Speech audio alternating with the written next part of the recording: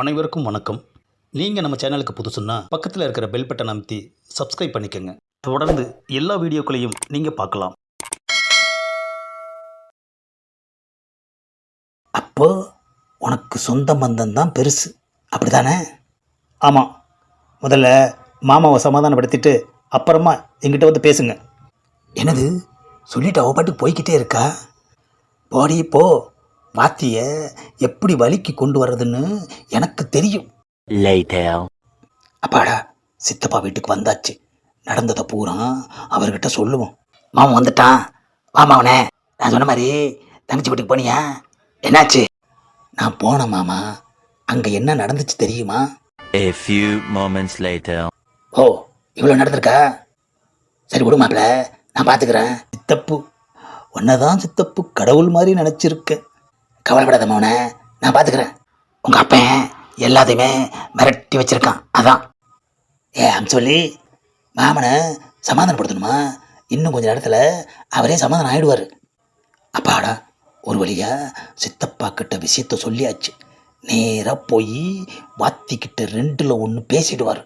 இன்னைக்கு முடிவு தெரிஞ்சிடும். 1 hour later.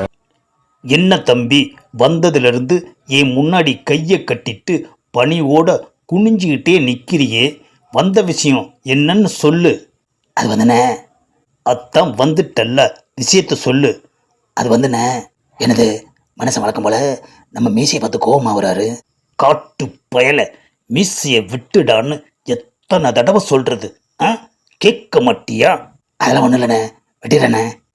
வர்ற நீயும் சேது மாதிரி சொல் பேச்சே கேட்க மாட்டேங்கிற. அப்படிலாம் இல்லைண்ணே, எடுத்துறேண்ணே. ஆமாம், இப்போ எதுக்கு வந்த அதை சொல்லு முத. இல்லைண்ணே, வீட்டு பக்கம் வந்து ரொம்ப நாள் ஆச்சு, அதான் பார்த்துட்டு போகலான்னு வந்தேண்ணே. சரி, வந்தது தான் வந்துட்ட, சாப்பிட்டுட்டு போ. சரிங்கண்ணே. A few moments later. பார், ஒரு பேச்சுக்கு சாப்பிட்டுட்டு போடான்னு சொன்னேன். டைனிங் டேபிளில் உக்காந்து என்ன வெட்டுறான். நமக்கே மீன் மிச்சம் இருக்குமான்னு சந்தேகமாக இருக்கே. நம்ம பொண்டாட்டியாச்சே, நமக்கு எடுத்து தனியாக வச்சிருப்பா. வைமா, மீனுண்ணா எனக்கு ரொம்ப பிடிக்கும், எடுத்து போய் வைக்கிறேண்ணே. சாப்பிடுங்க. ஏண்ணே, நீங்களாவது சேதுவுக்கு கொஞ்சம் எடுத்து சொல்லக்கூடாதா? என்கிட்ட வந்து பேசினா தானே, என்னை பார்த்தாலே பயப்படுறான், அப்புறம் எப்படி பேசுவான்?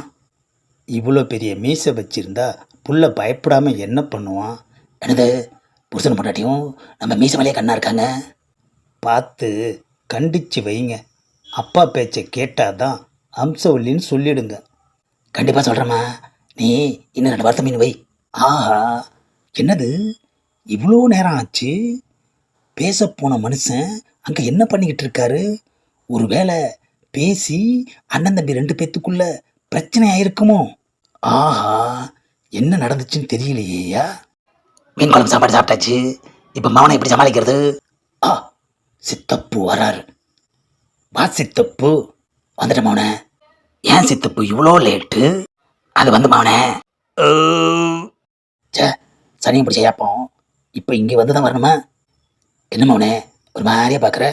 என்ன சித்தப்பா, மேட்ரு சக்ஸஸ் தானே? ஆஹா, மீசையை தடவுறதுக்கு கையை எடுக்கிறான். கையை பிடிச்சி நிப்பாட்ட வேண்டியதுதான். ஏமா அவனை கையை பிடிச்சிட்ட? விஷயத்தை சொல்லிட்டு அப்புறமா நீ மீசையை தடவு. என்ன மவனே கையை அப்படி பார்க்குற? நீ முழிக்கிற மொழியே சரியில்லையே. இல்லை மவனே, நான் எவ்வளோ பேசினேன். என்னத்தை பேசுனேன் அதை சொல்லு. அதெல்லாம் சொல்ல மாட்டேன், ஒன்று மட்டும் சொல்லுவேன். என்ன சொல்ல போகிற? நீ உங்கள் அப்பா வச்சு கேட்குறதா நல்லது. ஏன் மவனே என்ன மறைக்கிற? மறைக்கிறதுல ஒரு பிரயோஜனமும் கிடையாது மவனே. பணிஞ்சு போனேன் அம்சவல்லி உனக்கு தான் மவனே. ரொம்ப அசிங்கப்படுத்திட்ட மவனே. நீ மட்டும் என்னை பெருமைப்படுத்திட்டியா என்ன? ஏன் மவனை அப்படி மறைக்கிற? ஏய்யா, சமாதானம் பேச போகிறேன்னு சொல்லிட்டு அங்கே போய் மூக்கு முட்டை சாப்பிட்டுட்டு வர்றியா? இல்லை மவனே. என்னையா இல்லை? உன் உள்ளங்கையில் தான் மீன் வாடை குப்புன்னு அடிக்குது. கண்டுபிடிச்சிடும் போல இருக்கு மவனே. நான் வேண்டான்னு தான் சொன்னேன் மவனே.